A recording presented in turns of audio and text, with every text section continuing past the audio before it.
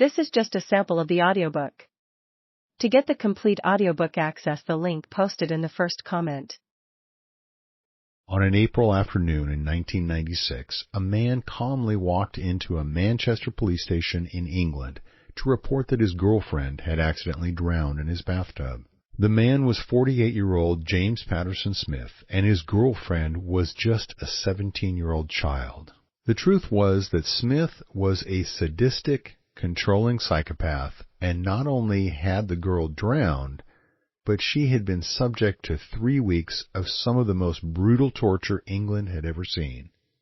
The horrific crime scene brought seasoned police officers to tears. Kelly Ann Bates was mature for her age. At age 14, when Kelly told her parents, Margaret and Tommy Bates, that she had a boyfriend, they thought nothing of it. As any parent would, they assumed it was a teenage crush with a young boy from school.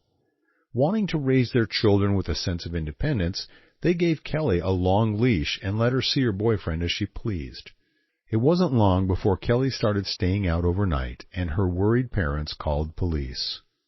When Kelly finally came home, she told them she was staying at her friend Rachel's house, but her parents had a sinking feeling that her story wasn't true.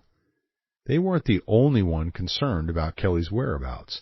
Even though they had never met him, Kelly's boyfriend Dave would occasionally call to ask where she was.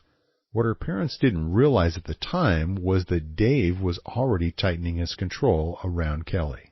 Kelly managed to keep her parents from meeting Dave for a full 2 years, until she was 16 years old. That's when she informed them that she was dropping out of school and moving in with him. Her parents were livid and called social services and the police for help.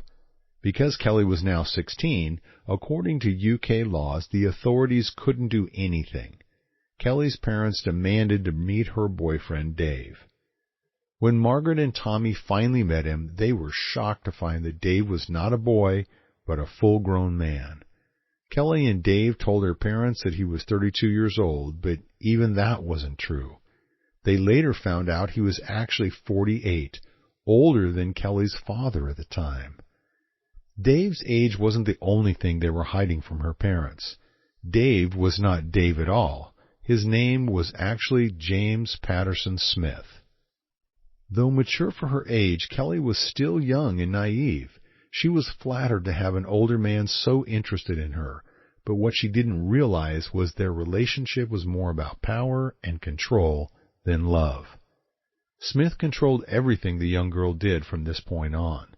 Kelly's demeanor slowly changed. She was no longer the bright, bubbly girl that her mother knew, and they gradually saw less and less of her. When she did show up at her parents' home, she seemed to be troubled and depressed, but refused to admit anything was wrong. Kelly would show up with bruises on her arms and face.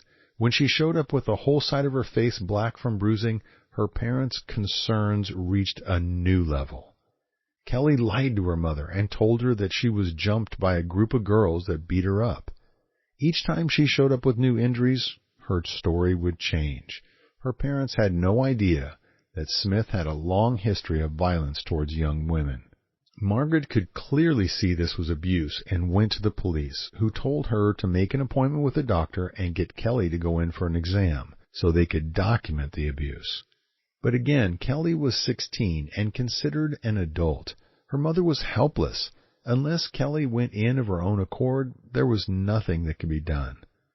Kelly's mother could see that the violence was escalating when Kelly showed up with a horrible bite mark on her arm.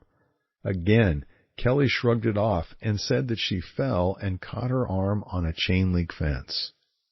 In November 1995, Margaret pleaded with her to leave Smith, but this seemed to anger Kelly.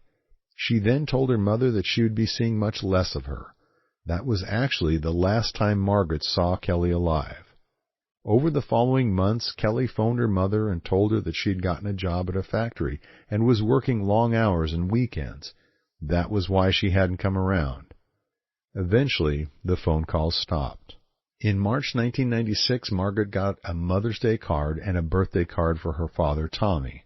Both were clearly not written in Kelly's handwriting. Smith was now in complete control and toying with them. On April 17, 1996, James Patterson Smith walked into the Gordon Police Department and reported that his girlfriend had drowned in his bathtub.